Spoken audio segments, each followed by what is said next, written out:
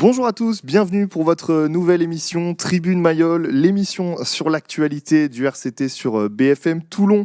On se retrouve tous les lundis pour parler du match qui a précédé et aujourd'hui avec moi Éric Champ, ancien joueur et capitaine du rugby club toulonnais. Merci d'avoir accepté notre invitation. Bonjour, merci Nance pour votre invitation. C'est très Alors, sympa. on va revenir évidemment sur cette cruelle défaite des Toulonnais hier soir au stade français. On reviendra aussi sur le feuilleton de cette semaine, Facundo Issa, prolongera pas.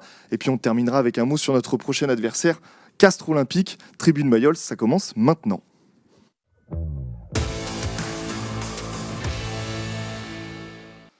Alors on va commencer déjà par regarder quelques images de cette défaite de Toulon hier soir 26 à 24 du coup sur la pelouse de Jean-Bouin face au Stade français.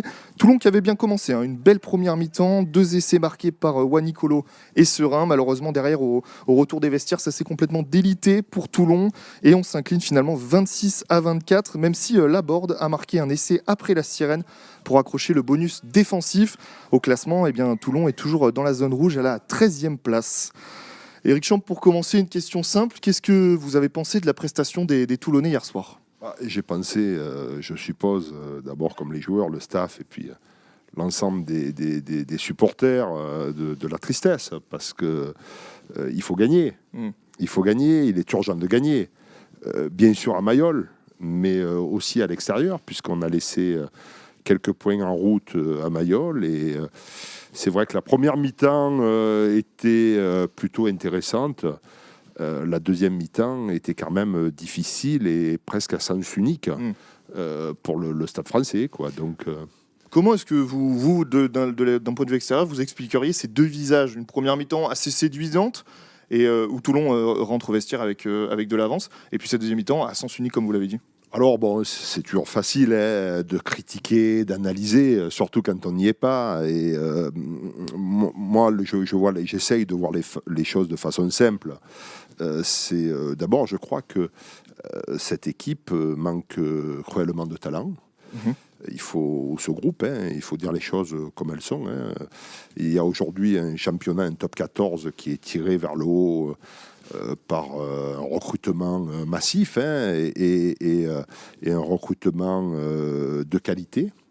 Et on s'aperçoit que cette équipe manque de puissance. Cette équipe a quelques très bons joueurs dans la mesure où ils jouent, à la fois en termes de composition d'équipe, donc du choix du staff ou dans le fait des blessures qui quelquefois peuvent paraître surprenantes. Je pense notamment à Estébèche, bien sûr Charles Olivon qui est notre capitaine subit des blessures graves, donc lui il n'y a pas de sujet, mais je trouve dommageable de ne pas qu'un club comme le nôtre, ayant fait les efforts financiers importants pour avoir des joueurs comme Estébèche, ne puisse pas profiter de leur talent.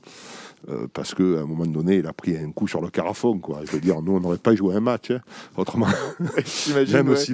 Même si on doit protéger les joueurs, mais enfin, il n'avait pas le cigare ouvert de part en part. Est-ce que vous pensez, en parlant de tête, donc justement, que ça peut faire mal dans les têtes ? Parce qu'on les sentait confiants en première mi-temps. Toulon n'a pas gagné depuis 1 an à l'extérieur en top 14. On imaginait peut-être après la première mi-temps que ça allait être enfin le cas. Et finalement, une deuxième mi-temps complètement ratée. Oui, alors, c'est ceux qui gagnent qui ont raison. Et ça, c'est un long proverbe. Enfin, je ne sais pas s'il m'appartient, je ne crois pas, mais en tous les cas, je l'ai fait mien depuis de longues années, depuis quelques décennies d'ailleurs. Moi, je pense que l'analyse est facile, la critique encore plus. Mais très clairement, manque de puissance, manque de précision. On ne peut pas non plus, quand on a un grand joueur comme Colby qui rentre, il ne doit pas faire d'erreur et il fait quand même au moins 3 ans d'avance sur les chandelles. Beaucoup joué au pied aussi également. Oui, tout à fait. Donc vous savez, une grande équipe, une grande et belle équipe, c'est une équipe qui fait dans le match, on va dire, 3-4 fautes de façon collective. Quand on commence à être en dedans en termes de puissance et qu'en plus chaque joueur et joueur de talent se met à faire 1 ou 2 fautes chacun, ça devient compliqué. Ça devient, il est temps vraiment qu'on se retrouve et qu'on trouve la voie du succès, parce que on a maltraité l'entraîneur. Oui. Patrice Colazo, pour ne pas le citer. C'est à ça que je pense. Pourquoi pas, c'est les règles du jeu. Enfin, Oui. c'est comme ça. Hein. Moi, j'ai plus du tout envie d'être dans ces règles-là, mais c'est les règles du jeu. Maintenant, il faut délivrer. Justement, vous parliez de manque de puissance, manque de talent. Un joueur comme Facundo Isa, ça nous permettra de faire une transition ensuite derrière, mais il est rentré à peu près vers la 60e minute, si je ne dis pas de bêtises. Il a vraiment dénoté dans cette seconde période un peu maussade pour Toulon de par son talent et son engagement. Vous auriez imaginé qu'il soit titulaire dès le coup d'envoi, j'imagine. Fait, moi, Après, on n'est pas dans le secret du vestiaire, évidemment, bien sûr. On n'est pas dans le secret du vestiaire, mais c'est des joueurs que j'aime. C'est des joueurs que j'aime. Et en plus, de par son état d'esprit, de par ses origines, je veux dire, pour moi, l'Argentine est une grande nation de rugby.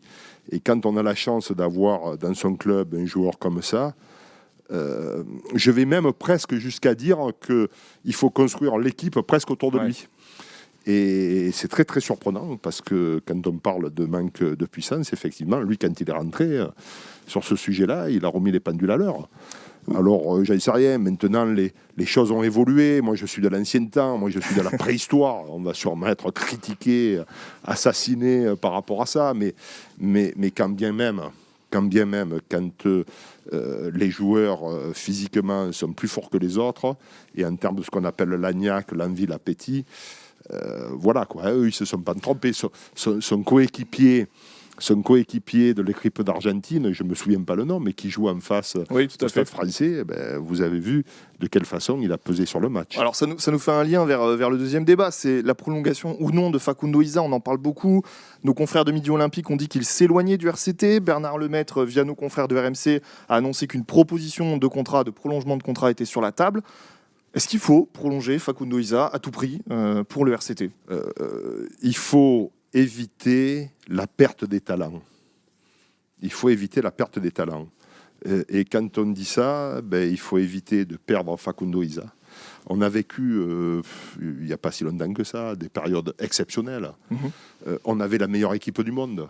Je ne parle pas de mon époque, hein, nous, c'est loin, mais on avait la meilleure équipe du monde. Mais on avait quoi ? On avait les meilleurs joueurs du monde. Je pense que Facundo Isa fait partie des meilleures troisième lignes du monde.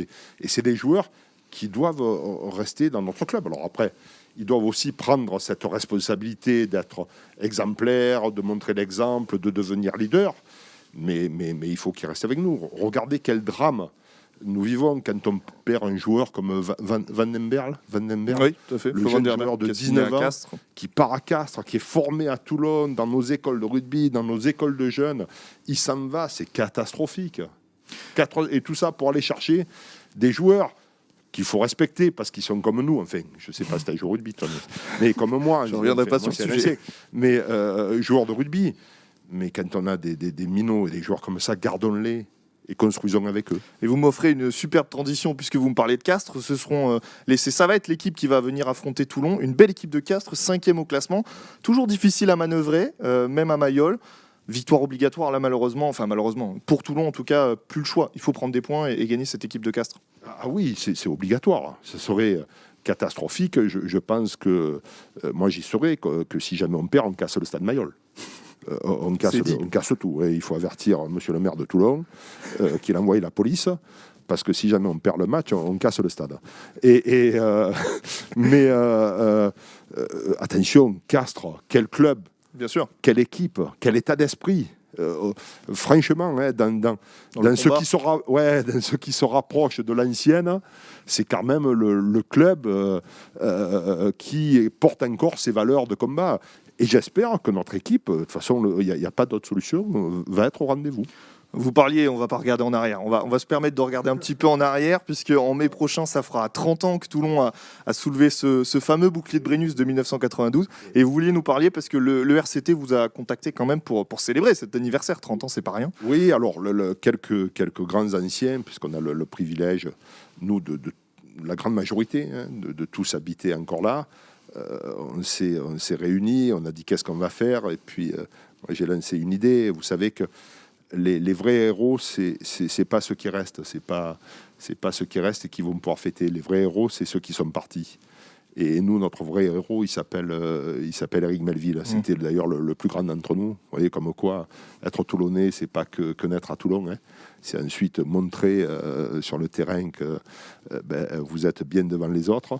Et donc, on a décidé de raviver la mémoire, bien sûr, du titre de 92, mais on a décidé aussi de penser à lui. Et donc il va être pour nous l'image de toute la fin de saison du RCT pour rappeler ça. Et nous, on va partir le groupe des joueurs de 92, on va partir du Haut-Var, de Carcès précisément, avec le sac à dos, et on va traverser le Var. D'accord. Avec un petit bouclier dans notre sac à dos. Et on va traverser le Var en, je crois, 3 ou 4 étapes. On va être reçus dans les villages du Haut-Var. Et on va arriver le 21 mai, le dernier match du RCT au Stade Mayol. On va arriver et on va remettre le bouclier au capitaine de Toulon. Parce qu'on va se qualifier ce jour-là. Écoutez, et on ira chercher le bouclier, surtout eux. Et nous, avec eux derrière. On sera ravis de vous réinviter pour en reparler plus longuement. Évidemment, le temps est court quand on est passionné comme vous et comme moi pour vous écouter. Juste dire que cette randonnée, après, on va la maintenir et on va l'appeler la Eric Melville.